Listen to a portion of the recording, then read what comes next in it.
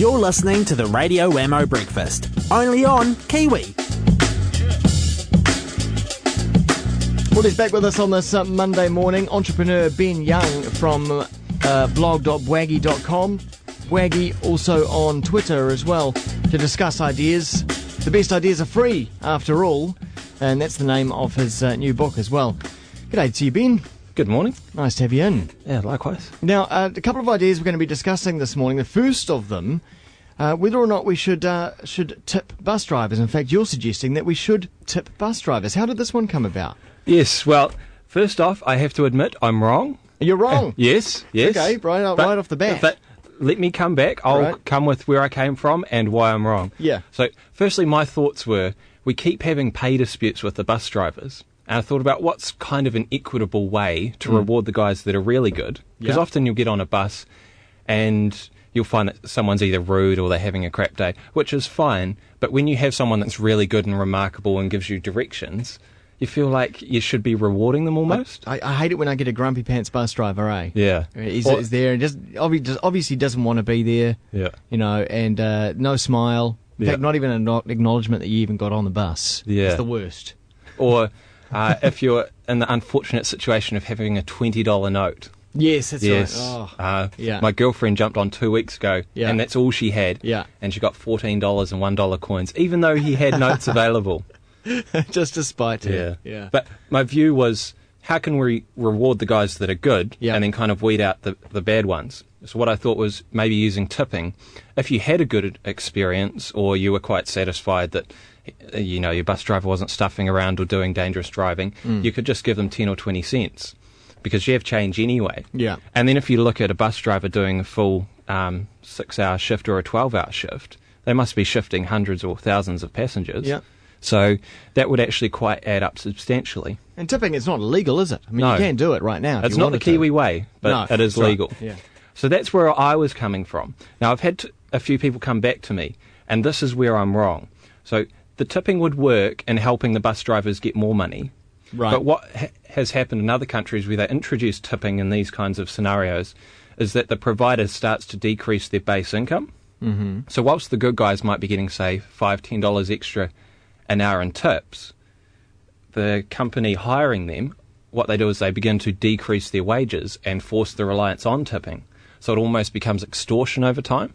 Which has been the worry that if we introduce tipping into restaurants and cafes as well, that the wages would go down. So that's a fair comment, and so I did miss that. And then someone else pointed out that really, with the pay disputes, there are other issues affecting that, such as bus drivers have to stay at work for 12 hours to do 2 shifts, and there are big gaps in between their shifts, but they have to stay on site. Yeah. So it's really a multifaceted problem. And so whilst I came at it from a certain angle, there are different, if you look at it through different perspectives, it sheds different lights. Yeah. But I guess there's nothing wrong with still tipping to reward good service, but it doesn't have to be so official, I suppose. The problem is when it becomes official, is that right? Yeah. Once it becomes the set standard and the norm, that's where it becomes a problem. I would imagine, though, if you did implement something like this, not every Kiwi is going to tip. It's not what we do. No. But every now and again, when you get that feeling like, hey, that was unusual, I've got an extra $1, why not? Have you spent some time in the States, been in there on holiday or no. business? Well, I did a couple of years ago, and I quite enjoyed that culture of tipping just because it felt like something new, but I'm not sure if it's something that I would want to settle into as a daily routine. Yeah. Because it's so it is so expected. Yeah, I think once it becomes expected, and especially with the Kiwi culture, I don't think that's going to rub well with consumers. Yeah. Like it is expected that you give a little bit extra. It's kind of nice. It sort of sets us apart as well. Yeah. And I think it's refreshing also for tourists to come here. Yeah, it's a little bit more laid back. And know that our people are paid a decent wage. Okay. Well, let's move on to the second idea, free broadband. Gosh, you really are throwing them out there today. But this is something that I talked about a few weeks ago. Yeah. And the argument is, and it's quite a popular one, that for any new technology to propagate through a population, you need to drive the cost down to zero. And once you've achieved that, because you can essentially waste it, people start to get quite innovative with what they can do with it.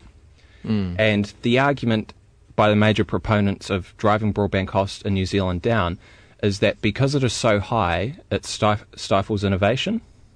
So I'm coming at it from the perspective, if we can drop it down to virtually zero, people start to waste it, but also become quite innovative because they don't need to second guess it. Right.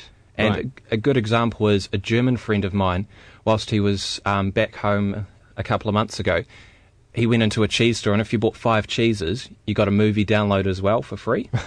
How unusual. Yeah. And he said that was quite popular, but that would never work in New Zealand, because if you went into a cheese store or any store and they said, we'll give you a movie download, you'd be like, that will blow my limit. Like, you should be paying me to download the movie. True. Yeah, absolutely. And the same with Apple iTunes. They allow movie rental, where you can download and watch a movie for a few days. And it's about a gig. Or a gig, more. 3 gigs, which I think the standard plan is 3 gigs. So you get one movie and your plan is blown for the month. Yeah.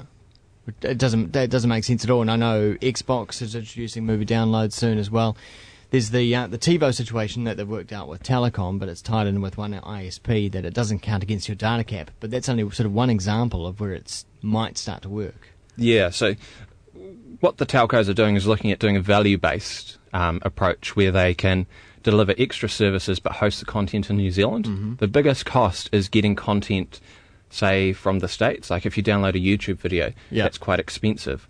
But with the TiVo example, they will be able to host the content locally within New Zealand. Okay. And that's where the cost is very cheap. Yeah.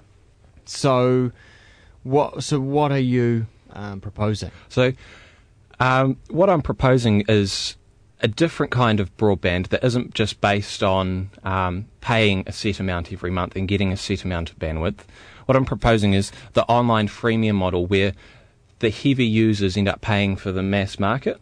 Yeah. So if we look at broadband usage, on a scale of 1 to 100, most people are going to be kind of 20 to 30, and then the rest are going to make up the bulk. Right. 20 to 30 what percent? Yeah, of usage. Okay, yeah. So when you have, for example, my grandma who buys a 3 gigabyte plan, all she does is check her email. Yeah. So she's probably only using a third of that, but she's paid for the full amount. Yeah. So the telcos use that to discount the heavier users. Okay, yeah. But if you can be a bit more discreet in your pricing, and that you say, look, if all you want to do is check your email and check out New Zealand websites, that's free. If you want to visit YouTube and Facebook, which is 90% of internet use, that's an extra $10 a month.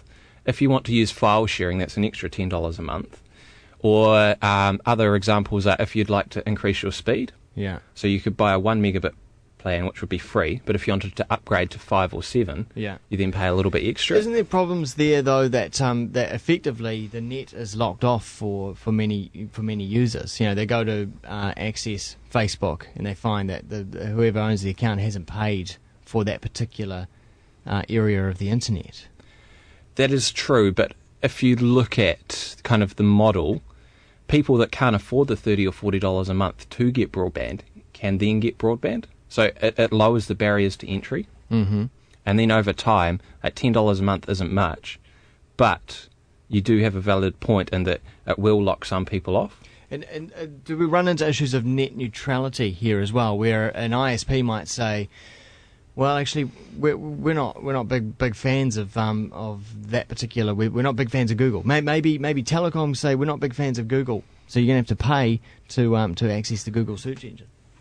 Yeah, that has happened in other parts of the world. For example, in China, they lock off certain websites. Or and just in this example, maybe Telecom favour Yahoo rather than Google. That's another point. And so the issue becomes, how can you provide a service for free whilst keeping it open? Yeah. And it's one of those things where the answer would reveal itself over time. Right. But the first step is to lower accessibility. Yeah. It's interesting. We have had free broadband, or not broadband, but free internet access in the past. Remember Z-Free in the early 2000s? Yeah, Z-Free, I believe the model was based around advertising. It was, yeah. They hoped that you would land on their homepage, as you know, first of all. But apart from that, there was no requirement to even go to the Z-Free website once you had access. The interesting thing about that model is that it all relies on page views. And at the start, you can demand a higher rate per view, but over time it dwindles because the value of a visitor drops as you have someone that visits the same webpage 5 times a day. Right. Their advertising isn't as engaging. Okay. But with this model, and it's a model that's used quite popular online, it's freemium where some part is free and then you pay for a premium service. Right. And Flickr is a great example of this. Anyone in the world can upload and tag their own photos. Yeah. But if you have thousands of photos and you want to sort them, you have to pay $25 a year to do that. Okay. Yeah. And it's the same kind of model. And it's interesting because the Z-free versus the model that I'm proposing has been the classic argument online. If you are a Facebook, how do you make money? Do you make money just from advertising, or do you charge for extra features? And it's an ongoing debate. Interesting questions, and you can talk to Bwaggy about them on Twitter. Bwaggy on Twitter is at